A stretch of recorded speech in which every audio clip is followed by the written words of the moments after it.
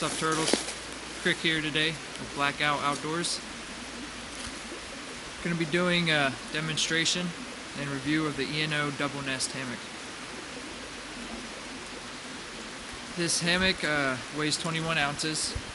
It's made out of nylon material, so you know it's light. It has triple interlocking stitching.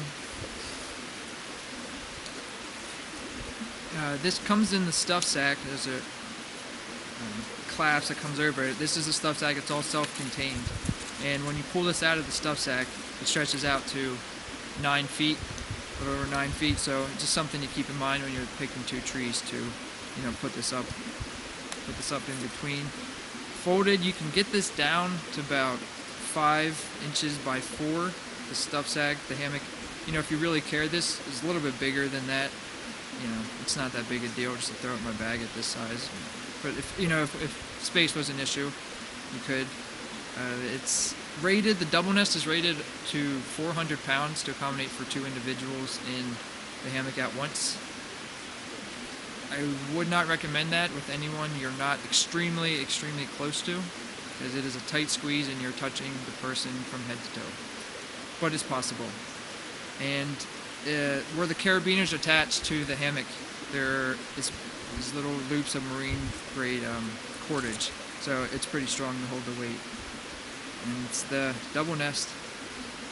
And I'm gonna go set this up.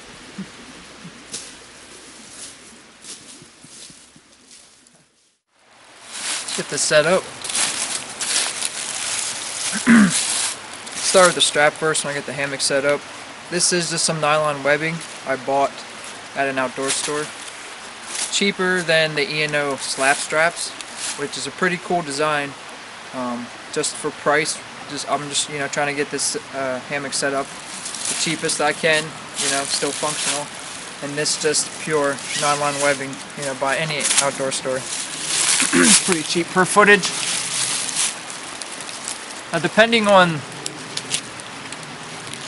the distance the trees are apart, you want to put your hammock up, will determine how high you know you'd initially get the strap up on the tree. The closer the tree, the lower you can put this. Get the hammock out of its stuff sack.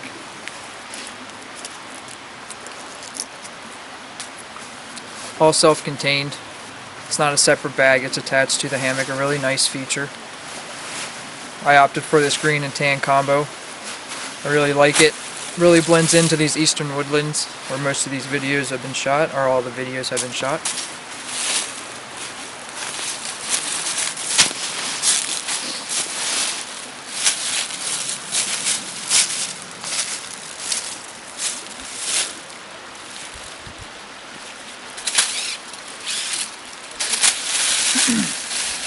Get this other tree ready for the hammock. At the end of this nylon webbing I have, I just tied a simple knot with the loop, just to keep the webbing around the tree.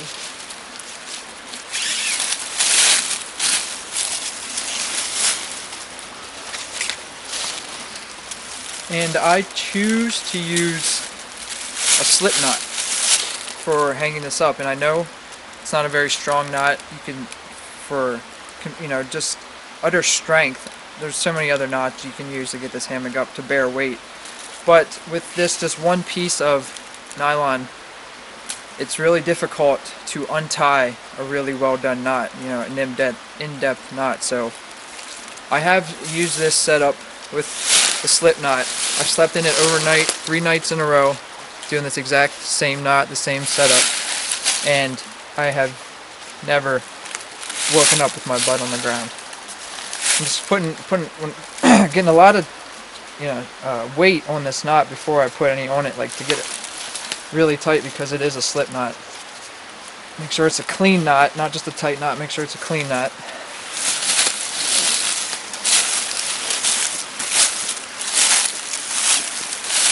Let's do the same thing on this side, same knot.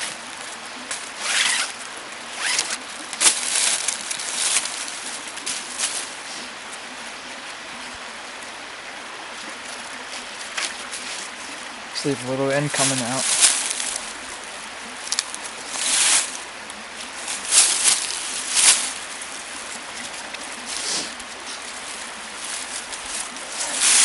Now at this point, just set up the hammock, get it level, the level I want it, how much sag I think is going to happen, and I'll just raise the knot up accordingly for the distance of the tree.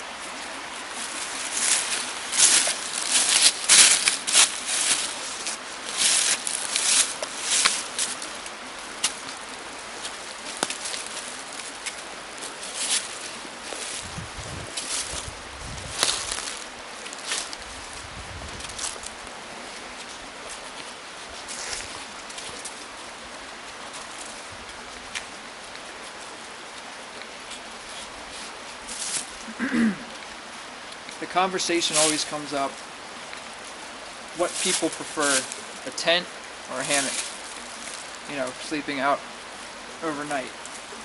And personally, weather and setting being ideal, I would choose a hammock. Setting being, there's enough trees. I've slept in the desert, you know, I've been in desert environments, juniper environments where the trees just aren't going to allow you to get a hammock up.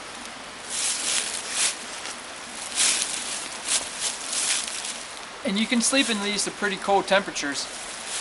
You have enough layers, a tarp to help break the wind.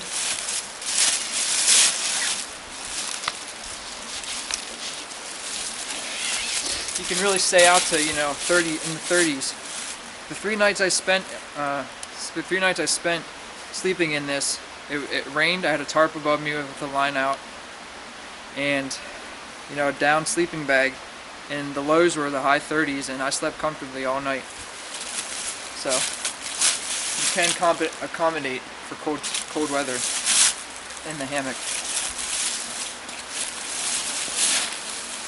And you can see on the hammock, this is the stuff sack that the hammock comes in. And when you're spending, you know, just a day in it or sleeping overnight, it works well. Just the pocket to put, you know, things in your keys, headlamp, you know, some snacks. If you're not going to spend all night and you don't want a rodent trying to crawl down your line at the hammock. Anyways, it's just a pocket. Enter the hammock from the front. If you put it up correctly, you should be able to trust your weight on it and your knot's not slipping. I did an okay job on this one. And there, my hammy's up.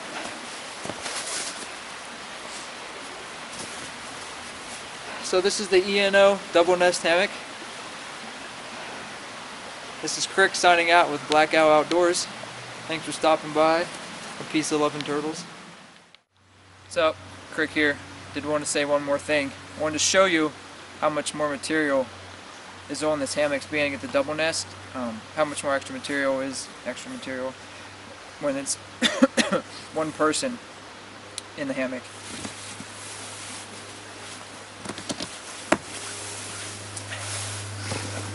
And now I'll disappear.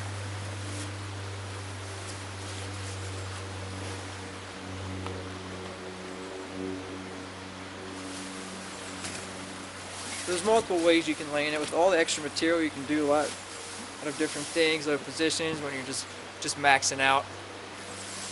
But the extra material does afford